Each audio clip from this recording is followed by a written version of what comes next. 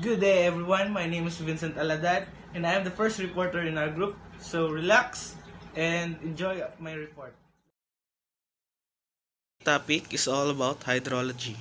But first, let's proceed sa mga students' outcome. So student outcome D, function in multidisciplinary and multicultural teams.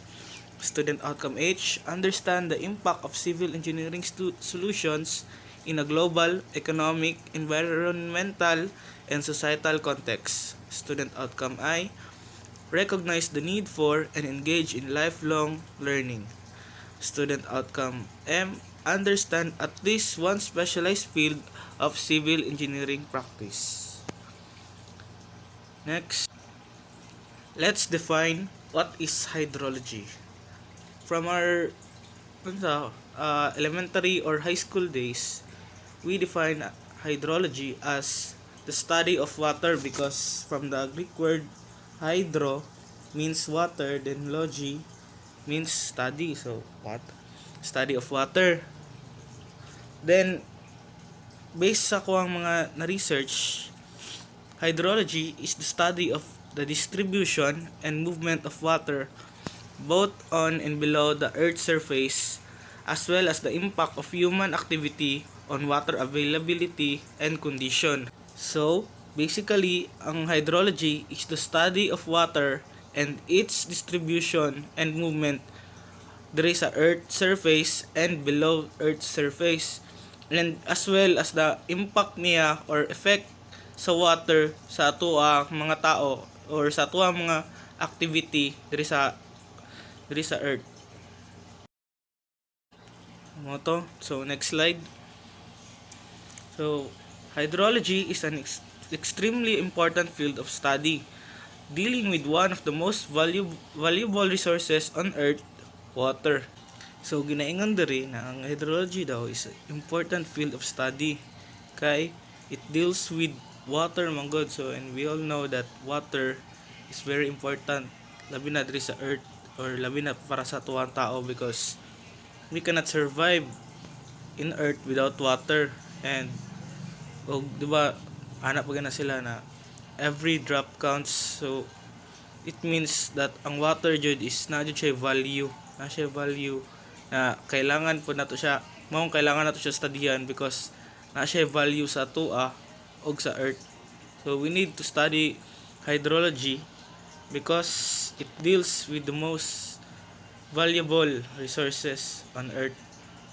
So next, hydrologists rely on their understanding of how water interacts with its environment, including how it moves from Earth's surface to the atmosphere and then back to Earth. So kani na cycle or kani na process kani how it moves from Earth's surface to the atmosphere and then back to Earth, mo na siya ang ginatawag na hydrologic cycle, or we also known as water cycle.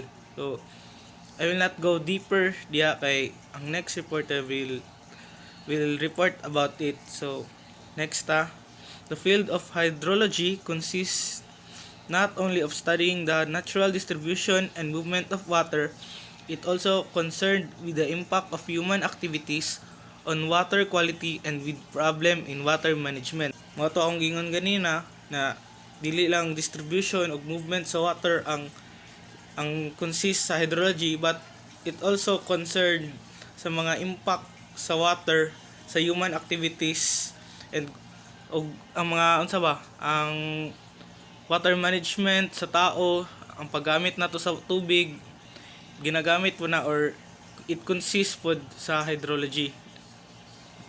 So next slide. Here are some examples of human activity that includes water.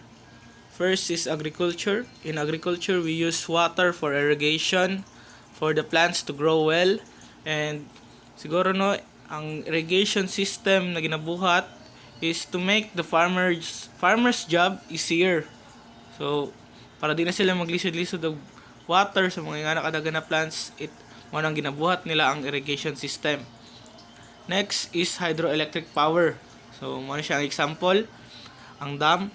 So sa hydroelectric power, we use water or water flow to convert it. We use it to convert it to electricity or electrical power. So from electric ay from water water flow from water flow we convert it to electrical power. Next, human activity is atuang daily life. Syempre, we use water for watering garden, washing hands, swimming, laundry, drinking water, cleaning dishes, and bathing or ligo. So, syempre, ginagamit nyo na to ang water for our daily life.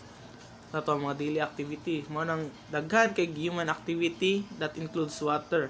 But, kana lang ang tulo sa ang akwang i-share sa inyo or akwang report. So, next slide. Why we need to study hydrology? So, napangutana ba ninyo sa inyong sarili? So, nana siya answer. So, mo na siya ang answer ani niya. Hydrologists work in conjunction with civil engineers to ensure the quality, integrity, and sustainability of infrastructure construction projects. Civil engineers use the knowledge, information, observation, and data that have been collected by hydrologists to design, build, and operate dams and reservoirs. So, we need to study hydrology because para masabtan na to ang information or ang knowledge, tapos ang observation, then ang data na gihatag sa hydrologist sa tua to design o para makadesign ta and build and operate a dam and reservoir. So mo nang importante kailangan na to maibala ng hydrology because sa una lang hindi na to wala ta kabalo sa flow sa tubig sa isa ka yuta, then naingon ng hydrologist tapos ibaliwala na to kay wa man ta kasabot. So dako jud kay impact sa atuang building na atong buhaton kay there is a possibility na tungod sa tubig maguba ang atuang building na atuang ipatukod. Next slide. Catchment. A catchment is an area of land where water collects when it's rain. Often bounded by hills, as the water flows over the landscape, it finds its way into streams and down into the soil, eventually feeding the river. So catchment kay isa ka area na diha niya gina-catch ang rainfall, then ang rainfall mo flow, mangita siya sa mangitag way no to flow padulong sa streams and down into the soils, tapos eventually maabot siya sa river. Next is the culvert. So mo lang yung na invernal. So culvert is a tunnel carrying a stream or open drain under a road or railroad. So kani siya equipment po na siya na ginagamit para murag pipe siya na agyahanan sa mga tubig. Next is spillway. So a spillway is a passage for surplus water from a dam. So spillway kay mo na siya ang agyahanan sa tubig labi na kana sa dam. Diya nagaagi ang tubig. Next. So reservoir. A large natural or artificial lake used as a source of water supply. So ang reservoir diri kay kaning naa diri sa ang kanang tubig na mura siya lake na ginapugnan sa dam. So masabtan na to, dam is a barrier that stops or restrict the flow of water or underground streams. So ang dam kay ang barrier. So mani ang spillway. Ang mga spillway diya, tapos kan ang dam is the barrier. Then ang ginapugnan sa dam ano na siya ang reservoir. So gets naman no. So karon let's proceed sa application of engineering hydrology. So dire makita na to ang mga application asa gina-apply ang hydrology. So kani siya dire self-explanatory naman ni, then under masabtan naman na to ang thought sa mga sentence. So dili na ako kailangan i-explain pa. So first is hydrology is used to find out maximum probable flood at proposed sites. The variation of water produced from catchments can be calculated and described by hydrology. It helps us to know the required reservoir capacity to assure adequate water for irrigation or municipal water supply in drought conditions. Used in prediction of flood over a spillway at highway culvert or in urban storm drainage. It is used for city water supply design, which is based on catchment area, amount of rainfall, dry period, storage capacity, runoff evaporation, and transpiration. Dam construction, reservoir capacity, spillway capacity, size of water supply, pipelines, and effect of a forest on water supply schemes.